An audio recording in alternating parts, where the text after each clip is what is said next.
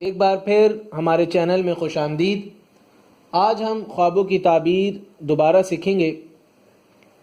اگر کسی نے خواب میں کپڑے، لباس، بچھانے کی چیزیں دیکھی ہیں تو یاد رہے کپڑے کی تعبیر اس کی اصلیت اور نوعیت کے اعتبار سے کی جاتی ہے۔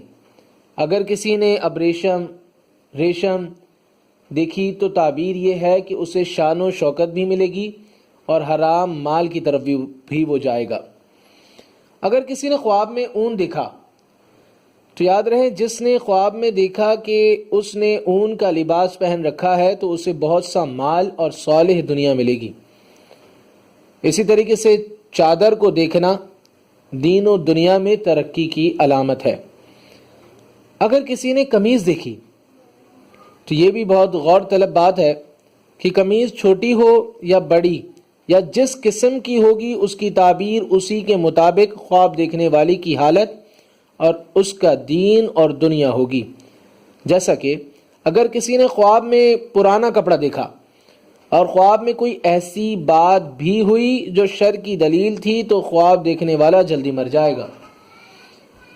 میلا کپڑا خواب میں دیکھنا اس بات کی دلیل ہے کہ خواب دیکھنے والی کی دنیا اور دین میں اچھائی نہیں ہے۔ اگر کسی نے میلا کپڑا دیکھا ہے تو یہ اس بات کی علامت ہے کہ اس کی دنیا اور دین میں بالکل اچھائی نہیں ہے۔ کپڑا سفید اور چمکدار دیکھا تو مراد یہ ہے کہ دیکھنے والے کی حالت بہت اچھی ہے۔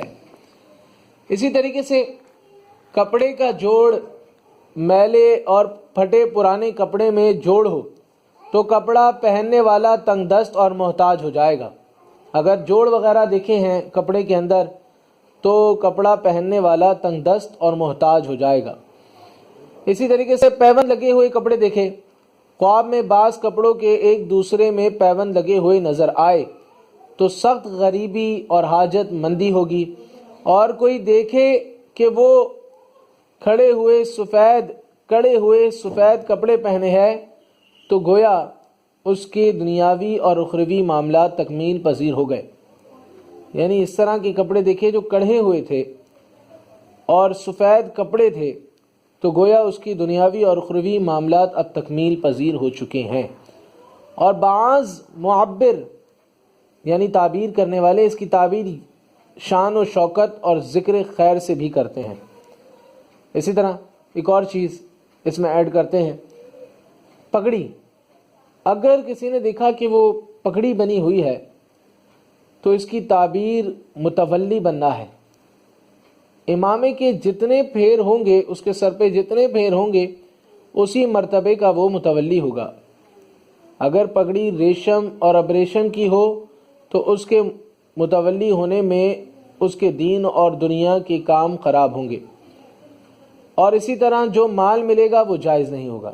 اگر پگڑی روئی یا اون کی ہوگی تو تولیت دین و دنیا کے لیے بہتر ہوگی، اور پگڑی کے رنگ کی تعبیر کپڑے کے رنگ کی تعبیر کے مطابق ہوگی، جیسا کہ پیچھے بیان ہو چکا ہے۔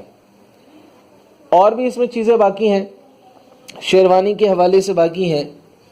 کسی نے جوتا دیکھا، کسی نے جراب دیکھے، موزے دیکھے، کسی نے دوپٹہ دیکھا، بہت سی چیزیں اس کے اندر اور باقی ہیں جو اگلی نشست میں ہم سنیں گے۔ ہمارے چینل کو ضرور سبسکرائب کریں۔ دیکھنے میں آیا ہے کہ آج جتنی ضرورت کی چیزیں ہم لے کر چل رہے ہیں اتنا ہی زیادہ لوگ پیچھے ہٹ رہے ہیں۔ ہمارے چینل میں ہر مرض کی دعا ہے، ہر پریشانی کے حل کی دعا ہے۔ بعض لوگ اپنی پریشانیوں کو لے کر آج بھی بازاروں میں دھکے کھاتے ہیں، ایسے لوگوں کے ہاتھ چڑھ جاتے ہیں جو صرف ان سے مال لینا جانتے ہیں، تو لہٰذا اس سے دور ہوں، اور دین کے اندر جتنا آپ آئیں گے اتنی آپ کے لیے آسانی ہے۔